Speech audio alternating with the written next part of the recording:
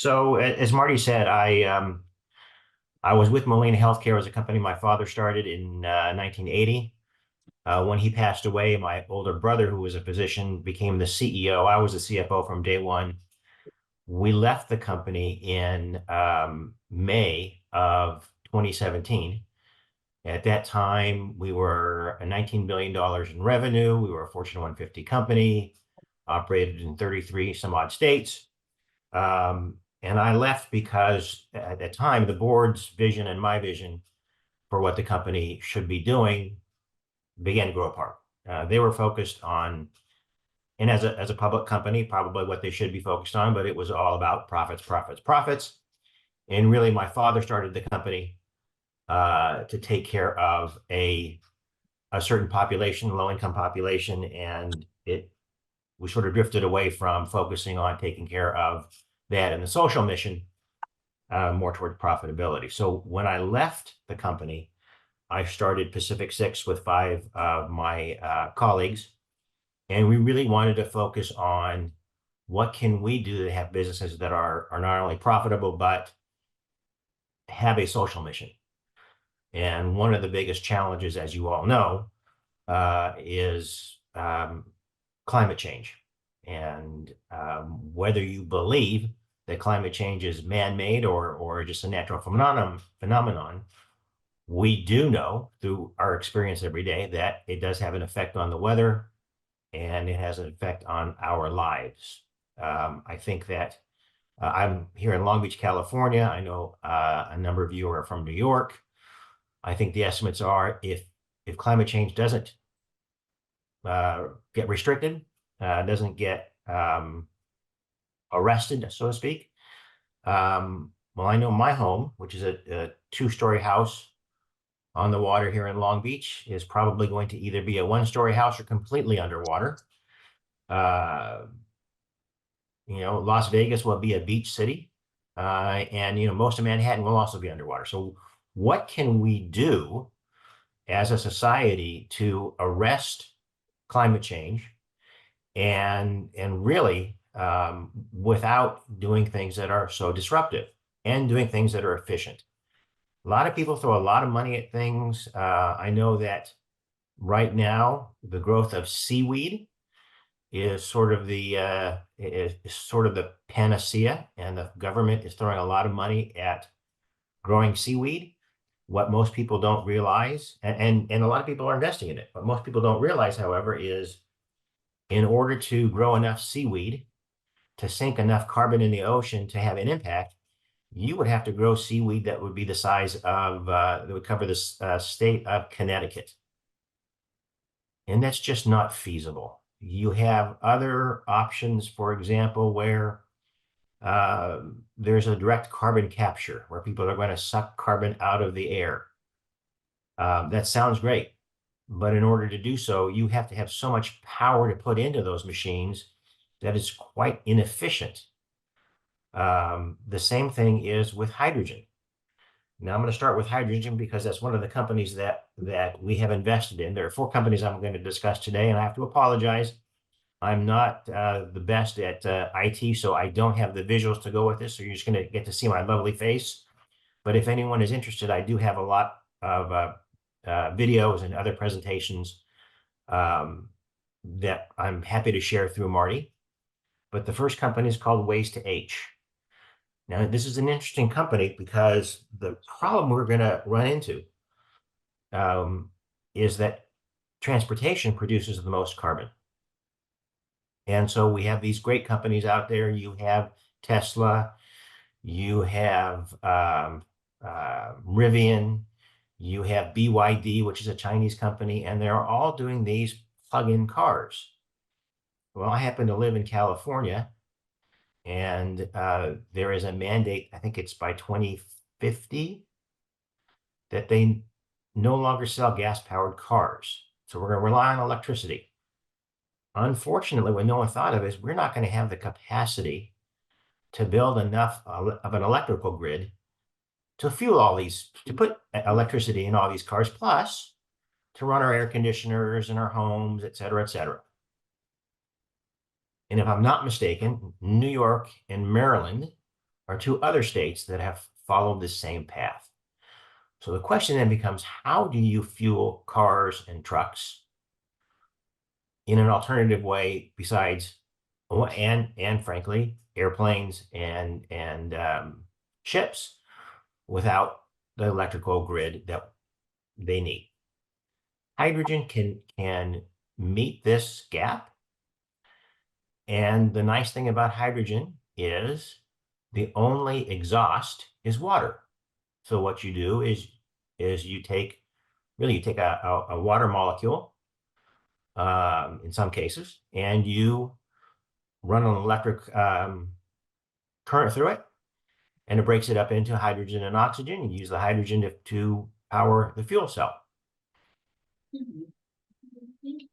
And they have different colors of hydrogen. So green hydrogen, which is the purest, you use wind power, or you use other forms of energy that don't create carbon offsets. So wind is a big one. I suppose you use wave energy, but it's extremely inefficient. Again, you have to put a lot of power in to make the electrical current that's going to split that atom. We have a company called Waste to H, which does things a little differently. We take organic waste.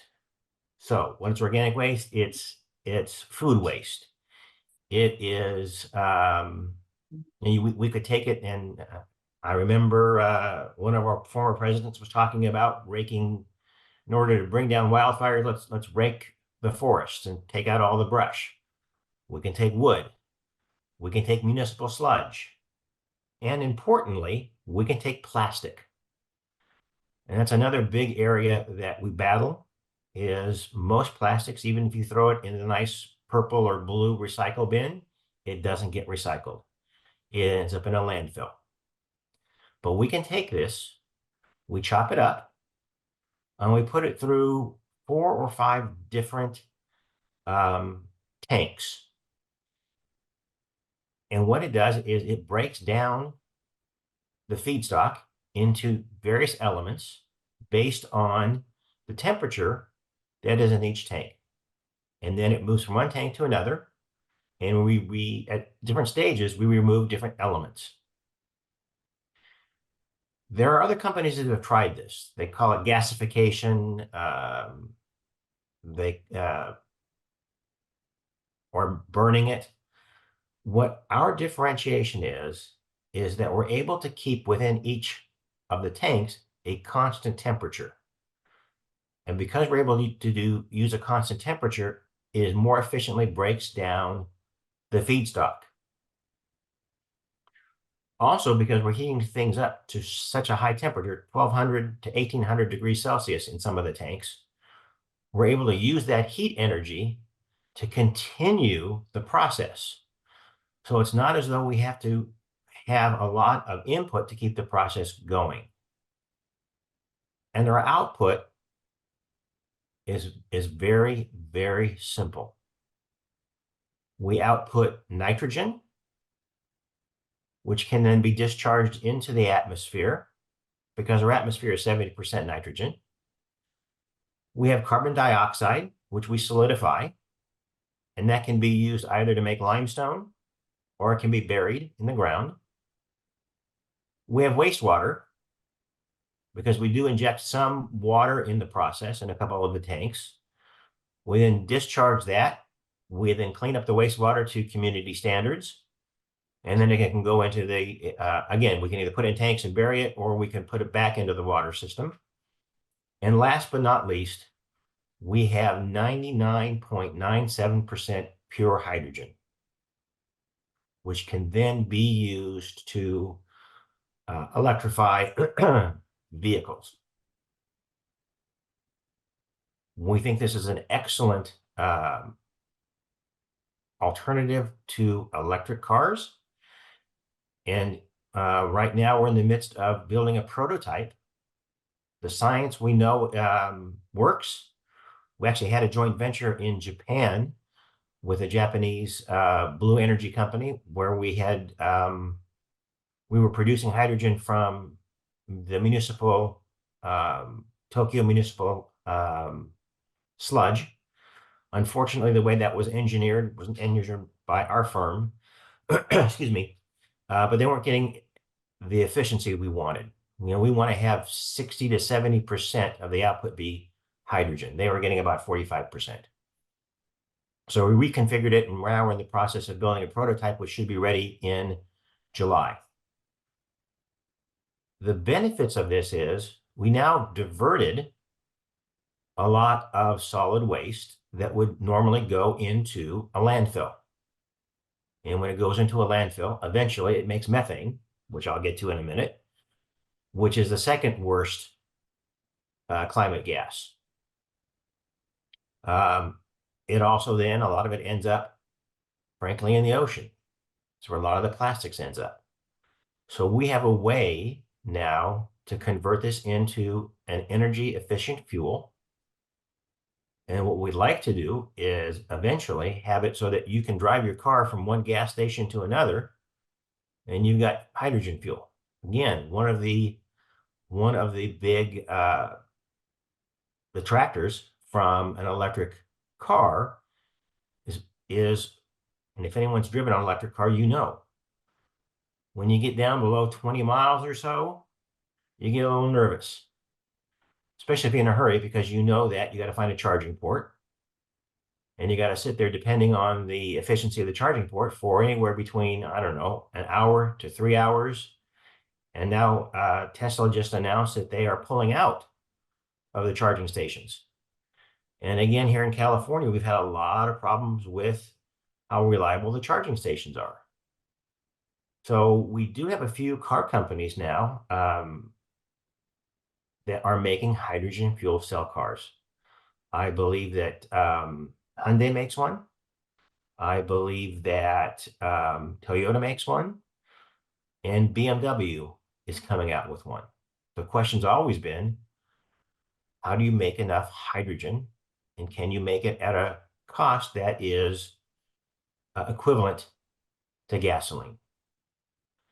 And ours comes out to be slightly more expensive than gasoline until we get the economies of scale, and then we can make it at about the same price as gasoline. And again, I have a video that I'm happy to share with you. It's about 6 minutes, but it actually goes through the whole process and how it works. It is quiet. It doesn't have exhaust. So as we're doing the process, it's not affecting the exterior environment. It's all self-contained. And it is made with off-the-shelf parts. So that's called waste to H. So let me jump to methane. You want to go ahead, Marty? Do you have a question? Yeah, I have a question, John. So how is this organized? Are you organized as a holdco, or are you a fund? Or how are these 4 ventures that you've invested in, how are they organized?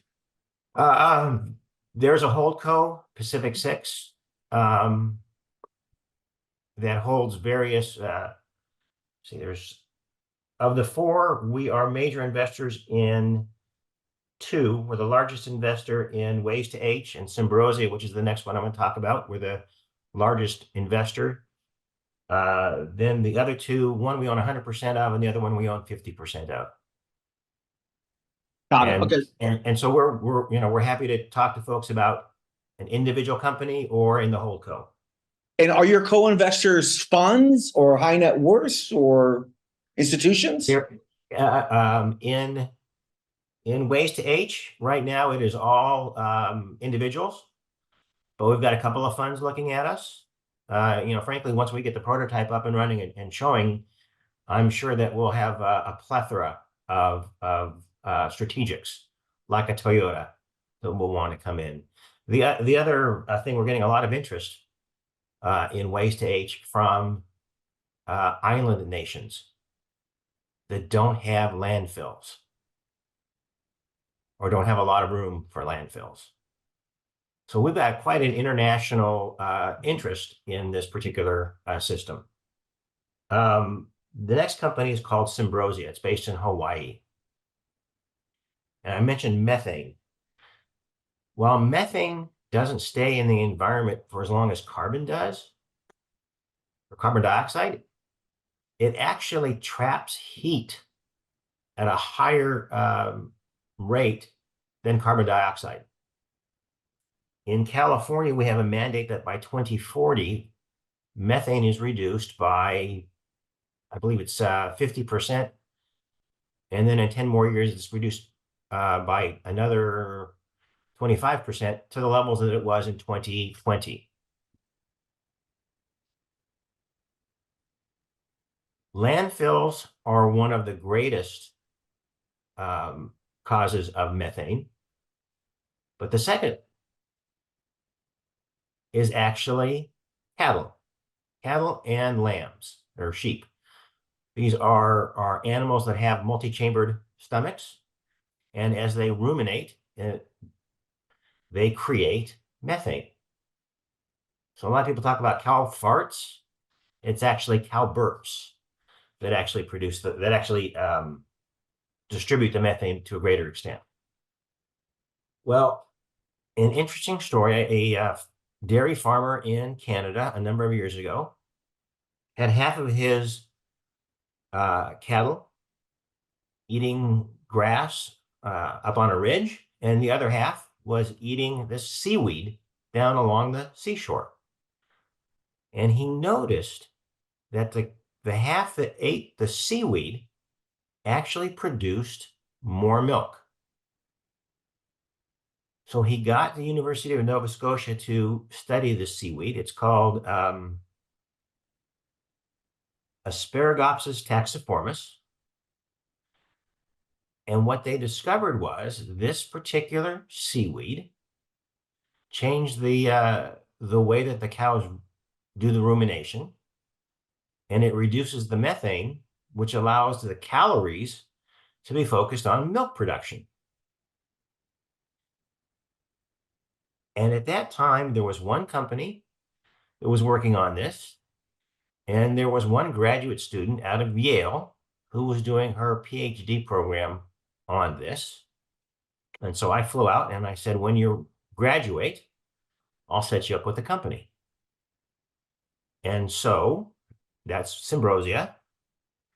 We do have, in addition to our company, Danone Ventures. The Danone is the company that makes yogurt and does other products. They have a venture arm. They are in it, as well as another firm called Builders Initiative. Builders Initiative is the environmental fund, the ESG fund, that is owned by, I believe it is Christy Walton's son, Peter. So we've got a couple of big funds, but we're still the largest single shareholder in that. Studies have shown that if you include this as a supplement, and you only have to include 1% of the cattle feed as this supplement, it will eliminate 80% of the methane that's produced by dairy cattle or by sheep. And so right now we're able to produce a large quantity. We just signed a contract with a cattle organization that has 135,000 head of cattle. And when we're able to scale up, that should generate almost $200 million of revenue. And my thought is once we're able to scale up and bring other growing areas online, again, we live in a state here in California that is not afraid of environmental mandates. And if you think Texas has a lot of cows, California has 5 million. We're actually the second largest state in terms of cattle ownership. So do you have like letters of intent, or do you, when you have got two products there, are there letters of intent for like off takers to purchase your product once they're finalized, or because those always seem to be great things to have in possession when you're trying to raise money for a next round of financing? Sure, we actually do have a contract for Symbrosia. and we have a number of letters of intent for Waste to H. Waste to H builds the system. Eventually, I think we'll want to get to actually owning the hydrogen and selling the hydrogen. But right now, what our business is to work with municipalities that have the organic waste and just build them systems. We can actually build a system that would handle 16 tons per day. Can you describe the teams that you put together for this? And I mean, are they operators or are they scientists or are they both or? They are for the most part right now, because these are sort of startups. They're mostly scientists and engineers, but we're bringing on then the operators. And in fact, the next two companies I'm going to talk about are mostly operators. So I mentioned that I live in Long Beach, California. The Long Beach, Los Angeles ports are the largest ports in the United States. 40% of all goods flow through those two ports. And what people don't necessarily realize is that when a tanker ship or container ship goes into port, it has to keep its engines on. Keeps its engines on to run the electricity to allow things to be taken off ship, put on ship for the crew, etc. Usually a ship is in port for about 59 hours, I think, on average. Now, in order to save money, shipping companies can do one of two things. They can reduce the level of efficient fuel that they're using. It's called bunker fuel. It's very cheap, but it is a very high polluting fuel source. Or in some cases, they can put on the vessel a mechanism to allow them to plug into the electrical grid system. So again, more draw on the electrical system, which again, that's why hydrogen is so important. If you go into a port like Long Beach or LA, I think there's 24 ports, 24 berths that have they call cold ironing, which have the electrical ability. But 24 berths is not enough. And so they go to this bunker fuel. We have a system that actually allows us to put basically a sock over the exhaust pipes, and it scrubs out the pollution. The interesting thing is it costs about $4 million per ship to electrify it. Well, if you're not going to the ports of Long Beach and LA all the time, you probably don't want to spend that money on a ship, that much money on a ship.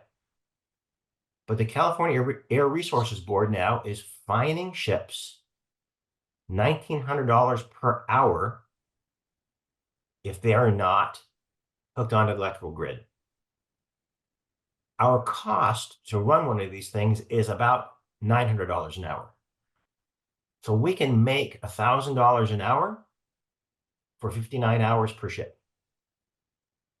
There's probably enough demand up and down the coast in California, given the various ports, for probably 20 of these types of vessels. And since I've got 5 minutes left, I'll go to the last one, which is a very simple one. It is a mussel farm. John, I got a question Yeah. before you move on to the Sure. next venture. Yes. So does this other system, which is I guess is like a scrubber, Yes. does it require a retrofitting on the existing ships? No. It's just, think about the smokestacks or the exhaust fumes. We just put up basically a sock. We capture the exhaust as it comes through. We scrub it through, and then it becomes calcium carbonate, which we can either put back in the ocean or we can take off and bury. Was there an international law like that was passed a couple of years ago about pollution from ships? Because I think we had a couple of people pitch different scrubbers to our group. I'm sure I don't know what happened have with that. been. I don't know. Ours is at port. Okay. And it's basically a California law. And then really quickly, the last thing that we have is we have the only permit in the United States to grow shellfish in federal waters. 80 to 90% of all seafood consumed in the United States is imported. So when we think of the environmental impact that has, it's pretty major. This country eats 30,000 tons of mussels. We might produce, let's see, 100,000 pounds of it. I'm sorry, 30,000 tons of mussels every day, every month? A year. A year, okay. We like mussels because they're easy to grow. They're filter feeders, so they clean the water. We don't have to feed them because they just take water in and pull the nutrients out of the water. They grow on ropes. They don't get sick. They have as much omega-3 fatty acids as salmon. So if everyone's talking about that as good brain food, you can get the same thing from mussels. And the last thing is the shells store carbon. In an R1 farm of 100 acres, we will produce more mussels for distribution than the rest of the United States combined. And this is based in San Diego? This is based off the coast of Huntington Beach, so Southern Huntington California. Beach. We're the only ones to do it, and the United States has the largest economic zone, second largest EEZ in the world after France. So there's plenty of ocean to do this. We do it far enough offshore that, unlike a windmill, if you live onshore, you're not going to see us. And we had the first specifically designed mussel harvester ever built in the US. Mussels are a huge industry in places like New Zealand, Norway, England. But in the US, they are, it's not widely consumed. I think most of our product will end up probably in Las Vegas, where it is consumed a lot by the Asian tourists who go to Vegas. But living in Southern California, where there are 200 or 20 million people, we've got a great source, and we can say to people very simply, the mussel was in the water this morning and it's on your dinner plate tonight. It's as fresh as it gets. But it is a great triple threat. So what we try to do with each of these companies is mirror financial viability along with an ESG focus. And I know I've talked a lot, talked fast. Again, I'm happy to answer questions and happy to through Marty, get you any information that you might want. Yeah, John, I mean, if you have like tear sheets on these ventures, that would be great, and I could distribute it to the group. Sure. But I mean, it's just a one pagers. Sure, got them all. Just shoot me one pagers, and I will distribute it to this audience once the event is over, and then we'll be able to give you feedback on what people's thoughts are. But so does that mussel farm that you now have the license to? Is that an expandable license? Do you have to go back to the federal government to expand the mussel farm, or can you put it anywhere else? Or we've been talking to. This is one of the challenges. There are actually 6 regulatory agencies that we have to get approval from. But we were talking to them already about expanding our farm from 100 acres to 300 acres in Southern California, and then getting another 1,000 up near Ventura. And that will allow us to grow probably 5,000 tons per year. So again, still just a small dent in the market. And if you think about it, the population is growing. We need to produce more protein. And mussel is a great source of lean protein and requires very, very little water. I'll just give you one more anecdote. In order to grow 1 pound of beef, it takes 500 gallons of fresh water. To produce 1 pound of mussels, it takes 1 gallon of fresh water. So in a state like California, which, although we're not in a drought today, we could be in a drought in a year or two, using fresh water is an expensive commodity. The last 2 companies are called Greener Port Solutions. That's the scrubber.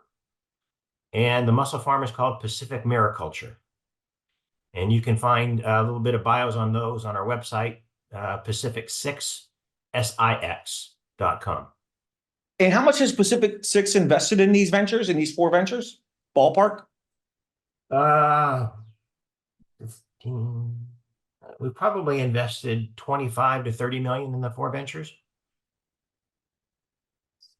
Got it. We're also, in case anybody wants to know, we're also renovating a 1926 building in Long Beach into a Fairmont hotel, which should be open in the fall.